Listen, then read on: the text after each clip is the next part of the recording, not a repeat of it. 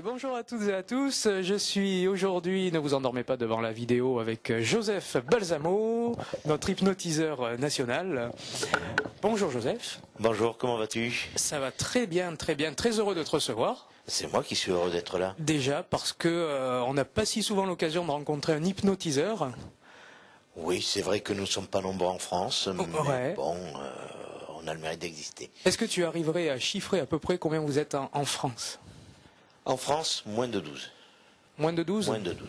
Ouais. Moins de 12 connus dans le métier.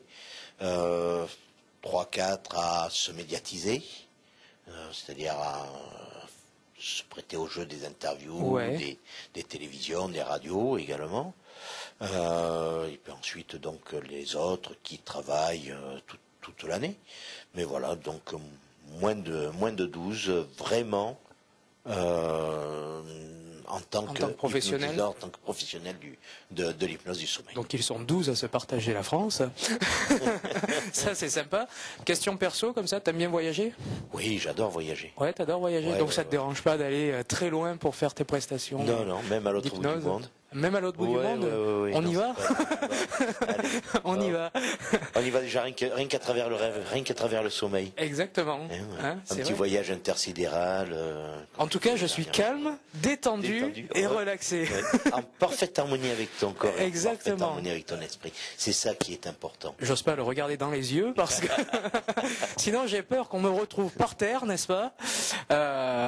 Dis-moi une question, il y a toujours une question pour ou contre. Est-ce que tu es pour ou est-ce que tu es contre un magicien qui va utiliser par exemple une catalepsie sur chaise, sans trucage, et qui va dire je vous fais un numéro d'hypnose? Est-ce que tu préfères qu'il dise je vous fais un numéro de magie un peu bizarre, ou est-ce que tu préfères qu'il parle d'hypnose Bah, soyons honnêtes, faisons un numéro de magie un petit peu bizarre. un petit peu bizarre? Plutôt que de dire je fais de l'hypnose alors que je n'emploie que des trucages. Hein, l'hypnose a déjà une presse qui est un petit peu sulfureuse, il faut bien le reconnaître. Hein, beaucoup de gens disent oui c'est truqué, ce sont des complices qu'il y a dans la salle, etc. Or, non, on peut éventuellement faire un pré-show, préparer des personnes avant. Personnellement, c'est pas mon cas. Je préfère travailler en direct, prendre les gens directement dans la salle, et puis ce que l'on fait derrière, je préfère le faire devant les gens. Comme ça, on démystifie complètement le Toi, côté tu travailles direct. sans partenaire, sans complice? Sans partenaire, sans complice, sans filet. Voilà, c'est du direct. C'est vraiment du direct. Ça passe ou ça passe pas. D'accord. Voilà, soit je trouve les bons sujets et à partir de ce moment-là, on va s'éclater pendant 2 heures, Ouais. parce qu'on va faire les trucs les plus débiles qui puissent exister. Ça dure 2 heures une séance avec toi? Un spectacle, Ouais. oui. Oui, D'accord. 2 heures et des fois même plus, parce que bon, lorsque tu as des bons sujets et que tu es bien parti dans les délires, Ouais. tu t'arrêtes plus, quoi. On On est peut, obligé de couper la lumière, le son. Tout le monde fait ses valises, Tout le monde fait ses valises. on s'en va. Voilà. D'accord. Non, c'est sympa sur les spectacles que tu fais. C'était déjà arrivé d'ailleurs d'avoir je sais pas une réaction à laquelle tu t'attendais pas du tout. Je sais pas, un mec qui était pas prévu, d'un coup il s'endort. Oui. C'est déjà arrivé. Bon, les gens qui s'endorment alors qu'ils ne sont pas sur scène, c'est pas grave. On va les chercher dans le public, on les fait monter et ils participent pleinement à partir de ce moment-là. Donc ça, c'est pas un problème. Non, là où on a des fois des surprises, c'est sur des réactions auxquelles on ne s'entend pas. On met une personne en état d'hypnose et on met une induction et puis d'un coup, la personne va multiplier l'effet qu'on a voulu donner. Je prends un exemple très simple. Un jour, dans un village de vacances, j'avais fait monter un petit podium avec des palettes SNCF, du contreplaqué, façon à être un petit peu coupé du public, pas surélevé, mais coupé du public. J'avais demandé aux gars du village de vacances de me mettre un piquet à chaque angle avec une rubalise sur 3 côtés, de façon à ce que lorsque je bouge sur scène, parce qu'on est quand même très mobile, j'ai quelque chose qui me dise attention, là il va y avoir une petite marche, tu risques de tomber. Bon. Et j'ai 2 gars qui viennent. C'était deux habitués du village de vacances. J'avais l'habitude de les voir. Je passais à cet endroit-là toutes les semaines. J'avais l'habitude de les voir donc depuis 2 semaines. Et ces deux gars montent. C'était deux Hollandais qui parlaient parfaitement le français. Si nous voilà, je les salue. Bien que ça remonte à une quinzaine d'années à peu près. Salut. Et donc j'y tiens. Je vais les mettre en état d'ébriété. Je vais les saouler virtuellement. J'avais déjà fait cette expérience des dizaines de fois, ça se passait toujours très bien. Et là, donc, la personne que je touche est ivre. Très bien, je passe au deuxième. La personne que je touche, et uniquement cette personne-là, est ivre. Et j'ai donc deux gars qui commencent à tituber sur la scène, et au bout d'un moment, j'en vois un qui part vers le fond de cette petite scène. Je dis, non, chien, il va tomber. Donc je vais au départ pour le ramener à la réalité, le réveiller, enlever les faits. Et le gars se met à appeler Raoul. D'accord, oui, bien sûr. Bon, alors je le maintenais, là, pas question de l'arrêter à ce moment-là, de le réveiller à ce moment-là. Il faut lui laisser renvoyer ce qu'il avait au fond de lui. Parce que ce qui s'était passé, c'est que ces deux gars avaient passé un très bon moment au bar du village, et ils avaient donc déjà abusé un petit peu de quelques bonnes bières, et ça rafraîchit. C'était bien rafraîchi, et moi j'avais remis une couche derrière. D'accord. Voilà, donc je suis arrivé sur un effet qui n'était absolument pas prévu. Où là ils étaient plus qu'ivres. On avait dépassé toutes les doses légales. Et donc ce gars-là finit de rejeter son excédent de bière, et j'entendais dans mon dos les gens qui étaient, mais alors morts de rire, ils hurlaient littéralement de rire. Et je me retourne et je vois mon deuxième Hollandais qui était sur le bord de la Seine, et il était en train d'uriner sur les gens qui étaient assis par terre au premier rang. Miam, voilà. miam. Donc attention lorsqu'on fait certaines choses comme ça. Alors, on peut avoir des effets un petit peu... Faites attention si vous rencontrez Joseph Balsamo. Endormir, d'accord. Bon.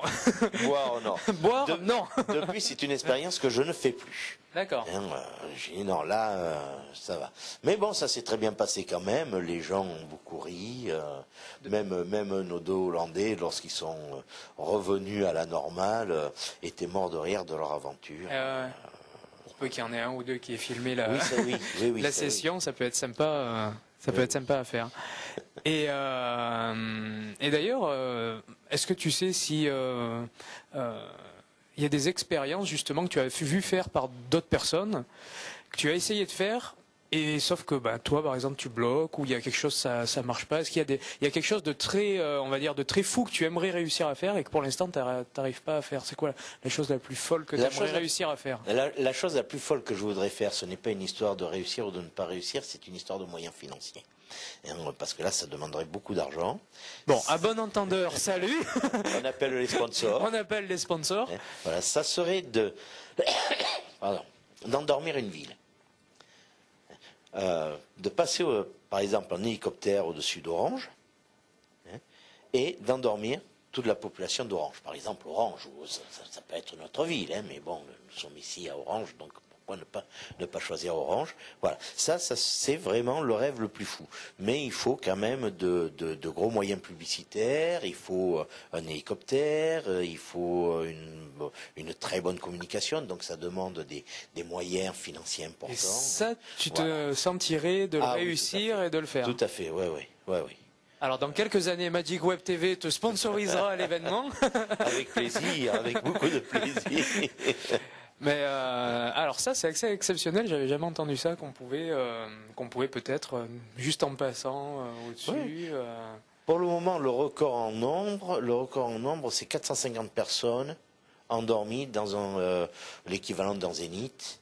Donc il y a à peu près 7 ou 8 000 personnes qui sont présentes, et le confrère qui a réalisé cette expérience a endormi 450 personnes en moins de 5 minutes. En moins de 5 minutes? Voilà, c'est ce qu'on appelle le phénomène de l'hypnose collective. D'accord. Mais il faut pouvoir se payer en zénith, avoir, là c'est toujours pareil, ce sont des histoires de moyens. Ouais. Pour pouvoir louer en zénith, faire une publicité, pour faire venir 5 ou 6 000 personnes.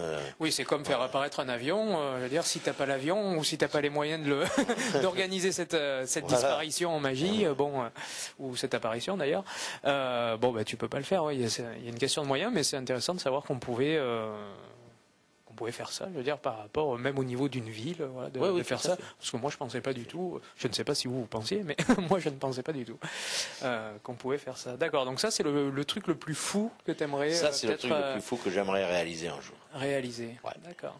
Et toi, tu connais ton nombre de records de personnes endormies? En une seule séance? Ouais. En une seule séance, j'ai dépassé les 250 en une seule séance. Je ne vais pas compter exactement, mais il y avait plus de 250 personnes dans une salle de 3000.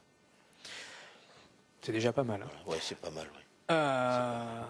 Tu sais, il y a la magie qui est divisée en différentes catégories. Il y a le mentalisme, d'accord. Il y a ce qu'on appelle aussi un peu les arts annexes, tu sais, avec de la sculpture sur ballon, des trucs comme ça. Est-ce que tu dirais que l'hypnose fait partie de la magie en art annexe, ou est-ce que tu dis que c'est vraiment séparé de la magie? Non, c'est quelque chose qui est très magique, l'hypnose. Ouais. Ça fait partie de la magie. C'est quelque chose d'annexe qui malheureusement est mal connu, mal amené sur le devant de la scène, parce qu'on raconte énormément de bêtises autour de l'hypnose. Ouais. On dit que l'on peut faire n'importe quoi aux gens qui sont en état d'hypnose. C'est totalement faux. On ne peut aller que jusqu'au point de moralité de la personne. On ne peut pas dépasser ce point de moralité. On ne peut pas demander à une personne de se déshabiller si sa moralité est de ne pas se déshabiller. Donc il y a des limites. Voilà, il y a des limites, et heureusement qu'il y a des limites. Je ne peux pas mettre une personne en état d'hypnose, lui demander d'aller mettre un coup de fusil à mon voisin, si cette personne-là n'est pas un tueur. Si c'est un tueur, il n'y a pas de problème, ça va être quelque chose de normal pour lui. Il va le faire. Mais si c'est pas un tueur, il va partir chez mon voisin avec le fusil, et puis au moment où il va être chez mon voisin, il va se réveiller, il va dire mais qu'est-ce que je fais là? Je joue plus là. L'hypnose, ça reste quand même en jeu. Faut bien se mettre ça dans la tête. Même si après, on s'en sert également en thérapie pour soigner les personnes, pour les opérations, les problèmes dentaires, les choses comme ça. Mais au départ, l'hypnose, ça reste quand même un jeu. Il faut que la personne soit volontaire et consentante pour faire ce qu'on lui demande de faire. La dernière fois, j'ai eu un jeune homme qui est parti en état d'hypnose et qui est resté toute la soirée debout, les mains dans les poches. Parce que sa moralité, sa timidité prenait le dessus par rapport à ce que je lui demandais. Il dormait même très bien. Mais dès que je lui ai demandé de faire quelque chose, comme il était face à un public, et ensuite en discutant avec lui, il m'a dit, je suis d'une timidité extrême, eh bien voilà, je n'ai pas réussi. J'avais envie de le faire, j'avais envie de faire des grimaces. Lorsque vous avez dit, vous êtes au championnat du monde de la grimace, j'avais envie de faire des grimaces, mais ma timidité m'a bloqué.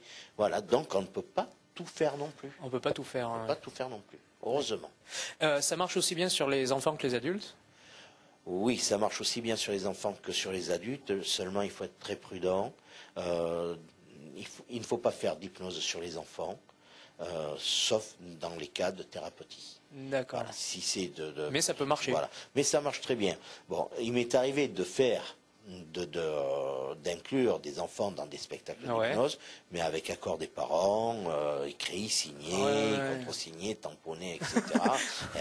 Bon, et ça marche très très bien. Les gamins réagissent très très bien, parce qu'en plus de ça, ils ont ce côté de jeu qui est là, donc ils jouent très bien.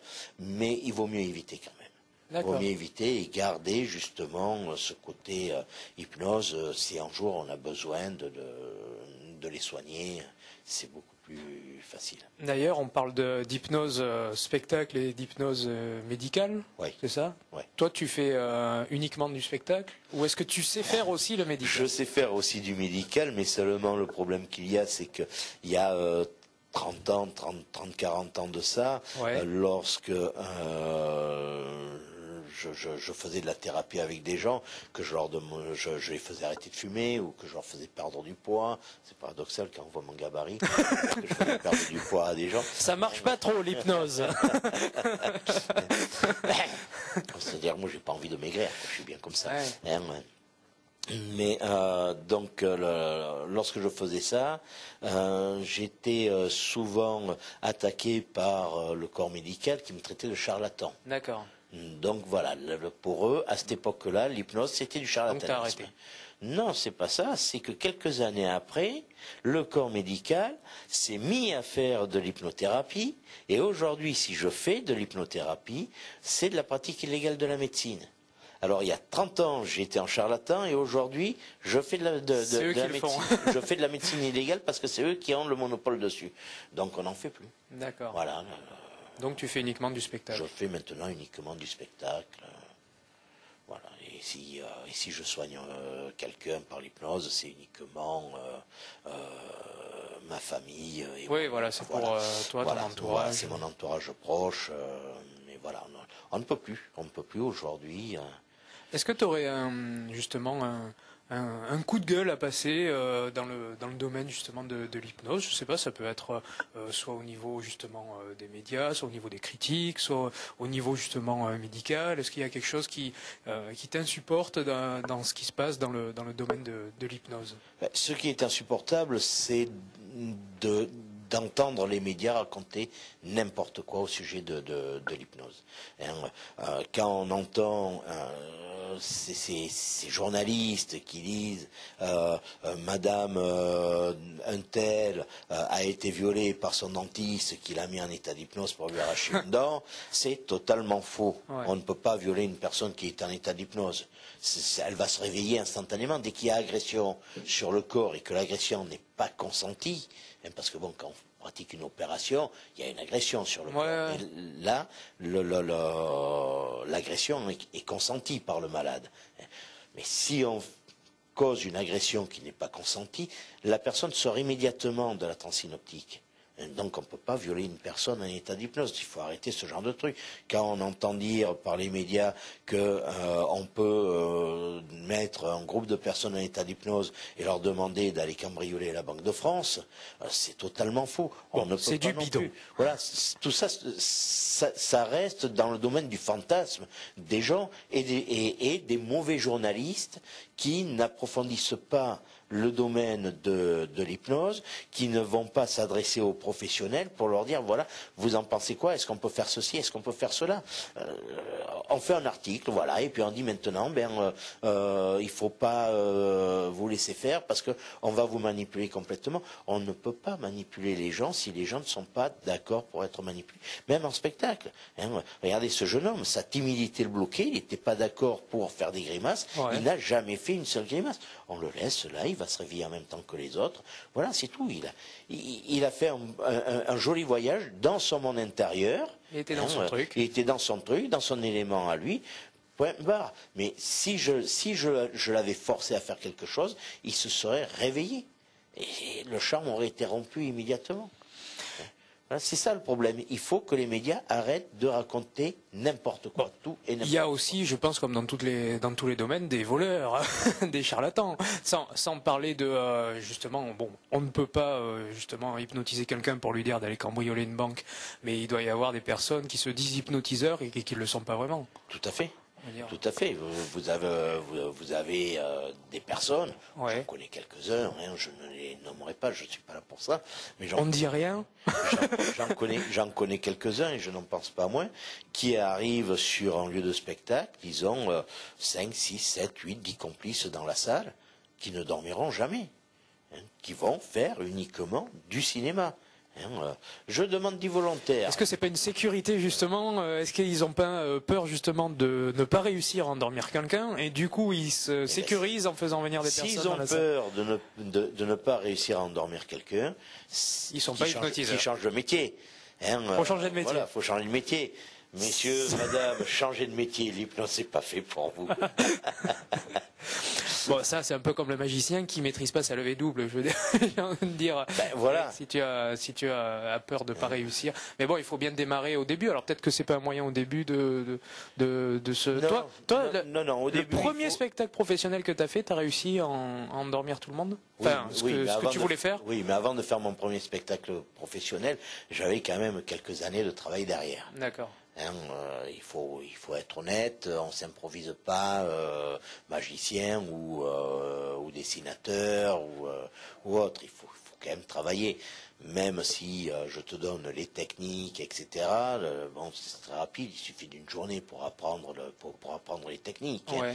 Mais après, il va falloir travailler. Il va falloir que tu travailles tout seul dans ton coin pour apprendre à te placer, à placer ta voix, à placer ton regard, ta gestuelle. Il va falloir que tu partes déjà avec un certain créneau en tête, parce que c'est pas tout de mettre une personne en état d'hypnose. Ouais. Qu'est-ce que je vais lui faire faire maintenant qu'elle dort à cette brave personne?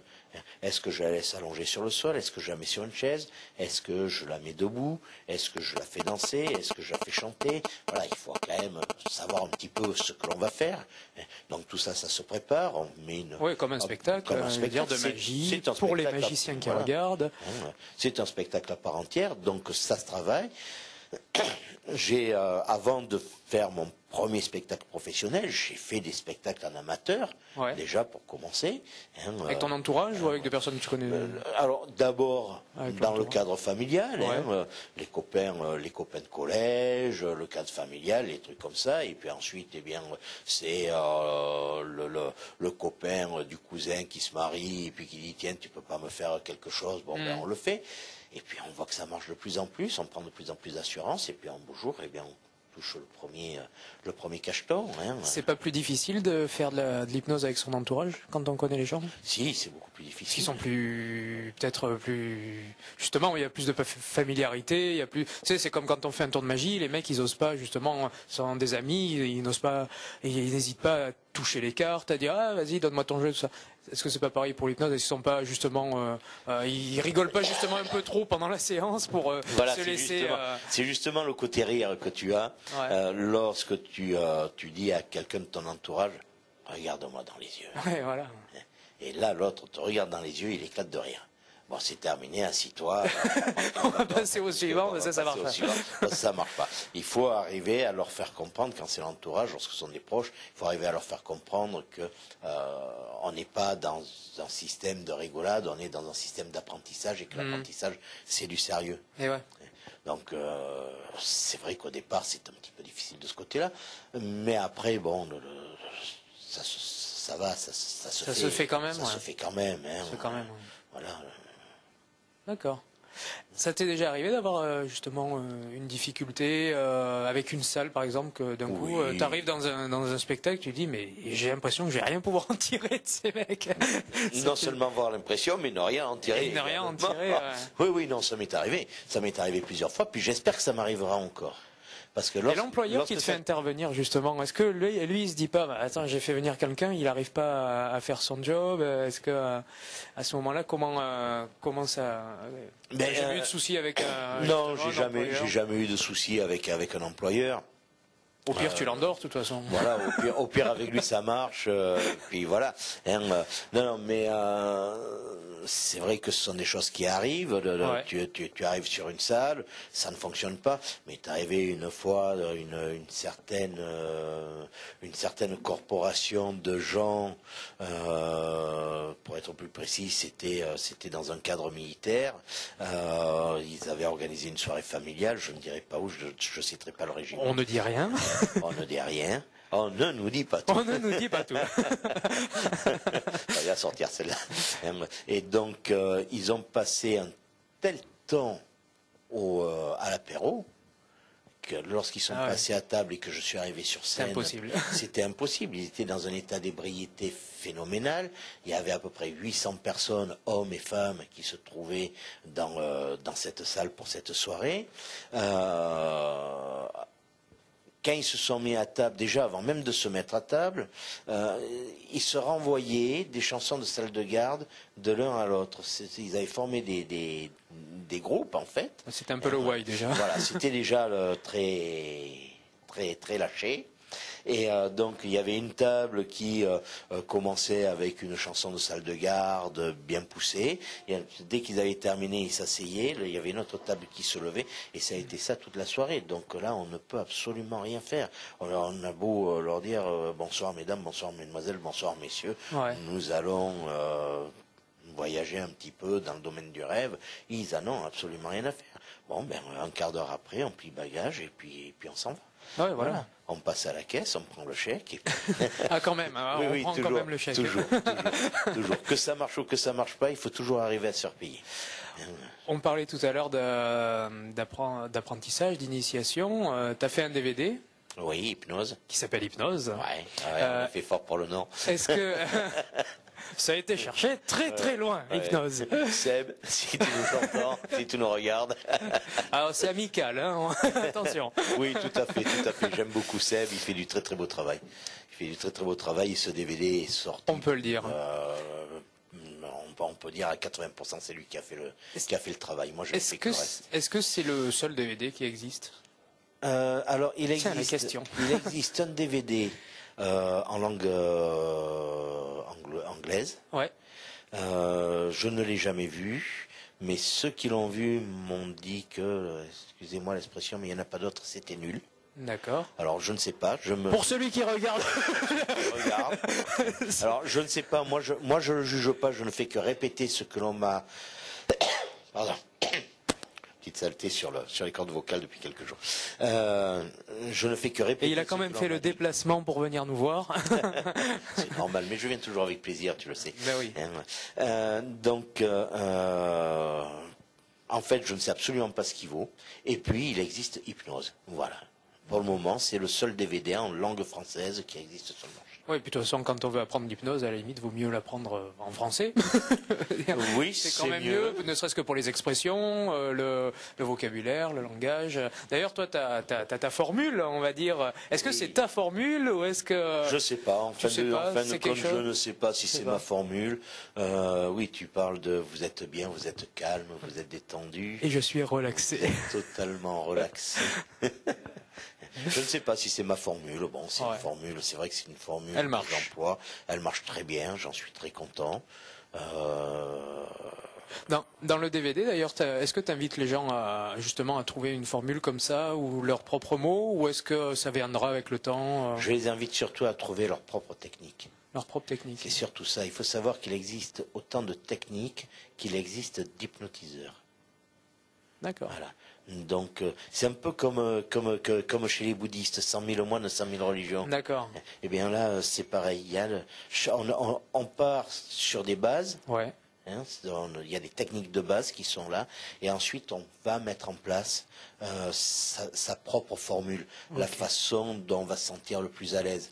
Alors, il est vrai qu'en spectacle, je peux employer une dizaine de techniques différentes dans le même spectacle. Ouais. Et ça peut aller du côté fascination, regardez-moi sur la base ici du nez, ou regardez-moi directement dans les yeux. Ça peut être regardez ici la pointe de mes doigts, mais ça peut être également des systèmes de détournement par comptage et autres. Il y a tout un tas de formules comme ça sur lesquelles avec lesquelles je travaille, et qui sont mes propres formules, voilà, ma façon à moi de travailler. Alors dans le DVD, je donne quelques formules, mais j'insiste surtout sur le fait que c'est à chacun de trouver celle qui va lui convenir le mieux, de mettre au point son propre système. À partir du moment où on a les bases, après, il faut faire un petit peu... Donc à la limite, c'est le conseil qui a donné à quelqu'un qui veut démarrer l'hypnose, ça va être de trouver sa propre technique. Ça va être d'abord de s'intéresser aux premières techniques, aux techniques de base. Qui sont dans le DVD. Elles y sont pas toutes. Il y a une partie des techniques de base. Le DVD dure 90 minutes. On peut pas tout mettre en 90 minutes. Mais bon, il y a les techniques de base. Il y a aussi quelques... Déjà, si vous maîtrisez ce qu'il y a dans le DVD, c'est pas mal. Oui, c'est déjà pas mal, oui. Ensuite, bon, il y a quelques petites techniques comment dire, d'aide mécanique également. Bon, je parle de la chaise électrique. Peut servir, c'est amusant de faire bondir les gens sur une chaise électrique. Ça, c'est pas gentil, hein. C'est très Tu bien. vas voir, on va t'envoyer une décharge. Tu vas voir ce que ça fait. Ça ne passera pas par moi. Envoyez la décharge. J'avais prévu. Non, mais quand tu as quelques petites techniques que tu mets en réserve, moi je m'en sers pas, hein, mais je sais que j'ai toujours 2-3 petites choses qui sont là, qui sont prêtes si j'ai un public qui ne part pas, qui ne répond pas. À partir de ce moment-là, je vais pouvoir me servir de ces petites techniques, soit pour les faire partir, soit pour assurer un spectacle un petit peu différent à côté. D'accord. Bon, on va pas durer 2 heures, mais on va tenir 45, 60 minutes, ce qui est pas mal, mais avec 2-3 petites choses très simples. Hein, c'est pas la peine d'avoir du gros matériel. Alors ça, je l'explique également dans le DVD. Alors bon, je parle de la petite boulette chauffante dans la main. C'est très bien, ça, la petite boulette chauffante. On met ça dans la main, on dit à la personne, sentez la puissance de mon mental. Votre main chauffe, la boulette chauffe dans votre main. Hein, personne, merde, c'est vrai, et cette personne-là, vous allez la mettre après en état d'hypnose. Celle-là, celle-là, elle va partir en état d'hypnose parce qu'elle est persuadée que ça marche, que ça marche, elle est convaincue. Elle est convaincue. Donc elle va partir. La chaise électrique, c'est plutôt le côté comique de la chose. Ça, parce qu'on peut se donner plusieurs visages. Après, c'est une question de mise en scène, mise en scène, de présentation. D'ailleurs, je crois que tu vas faire un atelier de magie. Oui. De magie, non, pas du tout de magie, d'hypnose. Voilà, je reçois tellement rarement des hypnotiseurs. Je sais pas, t'en as reçu combien dans ta longue carrière? Eh bien, écoute, dans ma longue carrière on va dire, de 30-40 ans, j'ai bien reçu au moins un hypnotiseur, c'est-à-dire toi, aujourd'hui. Et c'est pour ça que je suis plus habitué à parler de magie que d'hypnose. Mais donc, tu vas faire un atelier d'hypnose. Je t'en veux pas, tu veux parler de magie, je t'en veux. Tu sais, moi, je suis magicien à la base, donc. Mais. Et quel magicien! Quel magicien! Oh là là! N'oubliez pas, achetez les DVD. Achetez. Vous apprendrez beaucoup. Complètement. Mais du coup, je disais, on va avoir un atelier d'hypnose bientôt. Oui, le 21 avril pour être précis. C'est un atelier d'une journée. Hein. Ça se passe avec toi? Ça se passe avec moi. Toute la journée? Toute la journée. Du matin jusqu'au soir. Il y aura un barbecue sympa entre midi et 2. Qui se fera. Alors bien sûr, ça sera dans les locaux de nos amis d'Arteco que ça va se passer. Arteco Production à Saint-Martin-de-Crau. Saint-Martin-de-Crau, tout à fait, chez notre ami Gilles. Qu'est-ce qu'on peut dire là-dessus encore? Ah oui. Est-ce que c'est une application de ce qu'il y a dans le DVD ou est-ce que c'est complémentaire? C'est complémentaire, on va aller. Donc celui qui a le DVD, il peut venir à l'atelier. Celui qui a le DVD peut venir à l'atelier, mais celui qui n'a pas le DVD peut aussi venir à l'atelier. C'est limité à 20 personnes. D'accord. De façon, pourquoi 20? Parce qu'on va travailler 2 par 2 dans cet atelier. Donc 20 personnes, ça fait un bon chiffre. C'est un atelier qui va être très silencieux, tout le monde va dormir. Tout le monde va dormir. Dans la bande-annonce qui va sortir prochainement, je le dis, ne vous inquiétez pas, vous n'aurez pas le temps de dormir. Bon, on va commencer par parler un petit peu des principes de base. Ensuite, on va apprendre les techniques d'auto-hypnose, parce que c'est quelque chose qui est très bien, l'auto-hypnose. Lorsque on a tous, avant de monter en scène, ce trac qui est là, qui nous bouffe les tripes, on en a besoin. D'ailleurs, c'est ce qui fait que le spectacle est réussi. Tout à fait. Si on la passe, ça marche pas. Mais il y a des moments où la pression est extrêmement forte et on a besoin de se détendre par le phénomène de l'auto-hypnose. On va arriver à détendre complètement le corps et on va arriver à passer plus facilement la rampe. Puis chose de très bien, c'est que ça va nous permettre de visualiser la totalité du spectacle à une vitesse extrêmement rapide, un petit peu comme lorsqu'on appuie sur la touche rembobinage d'une bande magnétique. Là, on va revoir tout le spectacle avant de monter en scène et ça permet de bien se recaler, etc. Et les techniques d'auto-hypnose sont extrêmement simples, extrêmement faciles à apprendre. C'est valable aussi bien pour les amateurs que les professionnels. Tout à fait, tout à fait. Et puis ensuite, on va rentrer dans la deuxième partie du sujet, c'est-à-dire des techniques que l'on va éprouver sur soi, sur les autres. Donc on va vraiment travailler des projections dans le sommeil. Et puis on va voir également quelques effets qu'est-ce qu'on peut faire une fois que la personne est en état d'hypnose. Donc là, bon, moi j'ai une liste de à peu près 100 ou 150 choses que je peux faire sur scène, que je peux demander tout au moins bien sûr. à mes sujets de faire sur scène. Et bien là, je vais en donner suffisamment de façon à ce que, à la fin de la journée, les stagiaires repartiront avec des techniques qu'ils auront déjà travaillées, une connaissance de l'hypnose puisqu'ils vont eux-mêmes la vivre à travers l'auto-hypnose. Je vais en mettre également certains en état d'hypnose, mais ils vont tous le vivre collectivement à travers l'auto-hypnose puisque les sensations sont exactement les mêmes. Et puis, une fois chez eux, ils auront quelques idées de ce que l'on peut faire. Voilà. Et tout ça va être filmé. Ensuite, on va en tirer donc les meilleurs morceaux. Ouais. Quand je dis les meilleurs morceaux, c'est pas les meilleurs morceaux dans le sens amusement ou autre, mais ce sont les meilleurs passages sur les techniques, la façon de faire, etc. Et on sortira donc à partir de ce moment-là, hypnose, le stage. Qui sera le complément d'hypnose. On l'a en exclu. Voilà, c'est une exclue, ouais, vous l'avez en exclu, parce que ce n'est même pas encore sorti chez Arteco. D'accord. Voilà. Mais là, on a tourné la bande-annonce il y a quelques jours, et bon, elle est sur le banc de montage. On attend la conférence de notre ami Jones. Ah oui, Eric Jones, qui sera passé d'ailleurs à ce moment-là quand ils vont voir notre interview. Ouais. Il sera passé effectivement chez Arteco. Il sera passé chez Arteco et dès que sa conférence sera donnée, la bande-annonce donc de l'atelier hypnose sera mise en ligne. D'accord. Mais par contre, il y a déjà des jaquettes, des flyers qui commencent à partir un petit peu partout. Donc voilà, téléphonez de suite chez Arteco parce que c'est eux qui s'occupent. Puis 20 places, ça fait pas beaucoup. 20 places, ça fait pas beaucoup. Je l'ai voulu ainsi parce qu'autrement, après, on ne peut plus travailler correctement pour apprendre quelque chose. Donc, j'ai voulu le limiter à 20 places.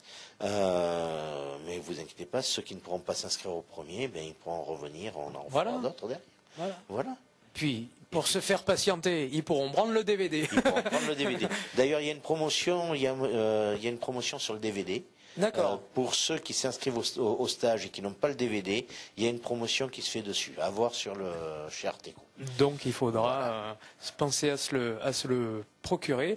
Une dernière question avant de se laisser. Toi, tu as appris comment l'hypnose? J'ai appris l'hypnose avec un ami de mon père. D'accord. Qui pratiquait ça juste pour le plaisir, pour amuser ses copains et autres. Voilà, mais c'était quelqu'un qui était extrêmement doué, qui aurait pu en faire un métier. Et j'étais tout gamin, chaque fois qu'ils venaient à la maison, que je montais chez eux, passer des vacances, je n'arrêtais pas de lui dire apprends-moi. Et un beau jour, quand j'étais tout gamin, il m'a appris et voilà. Je te remercie d'être venu jusqu'ici. C'est moi qui te remercie de m'accueillir. J'espère que le stage sera vraiment complet, que vous allez être obligé d'en programmer 3, 4, 5, 6 pour pouvoir répondre aux demandes de tout le monde. J'espère que vous avez été heureux aussi de faire la connaissance de Joseph Balsamo, qu'on connaît sous hypnose mais qu'on connaît moins en privé. Donc on a pu un peu parler de ton parcours et de tout ça. J'espère que ça vous a aussi donné envie de faire de l'hypnose, sans avoir trop de concurrents, pas trop non plus, devenez pas tous hypnotiseurs. C'est pas grave, ils peuvent tous devenir. Ils peuvent tous. Il y a à manger pour tout le monde. Il y a à manger pour tout le monde. C'est ça qu'il faut bien se dire. Et la concurrence, en plus de ça, ne peut être que constructive. Quand je vois des corps de métier où on dit oh là non, il faut surtout pas donner les secrets du métier parce qu'on va avoir des concurrents, mais c'est d'une bêtise. Déjà, le métier se perd. Ouais. Et en plus de ça, il n'y a pas de motivation. On reste sur ses lauriers. Moi, j'aime la concurrence. Ah ouais. J'aime avoir un confrère qui arrive dans la salle, qui me dit salut, comment vas-tu? J'ai vu ce que tu as fait, puis j'avais pas pensé à ça. J'aime ça. Et il faut justement apprendre, il faut partager. C'est pour ça que j'ai j'ai fait le choix de créer ce DVD, le choix de faire des ateliers, voilà, parce qu'il faut transmettre. On n'a pas le droit de garder ce que l'on sait faire pour soi. Lorsque tu crées un tour de cartes, Ouais. tu l'exploites pendant un temps parce que c'est ton bébé, et puis ensuite tu le transmets. Sinon, Et même des fois, tu te le fais piquer. et même des fois, tu le- En tout cas, merci, c'est de l'encouragement à devenir hypnotiseur. Merci Joseph d'être venu. Je te souhaite un très bon atelier pour le 21 avril, c'est ça? C'est ça, c'est le 21 avril, Charte Eco. À très Charte bientôt. Bye bye. Au revoir.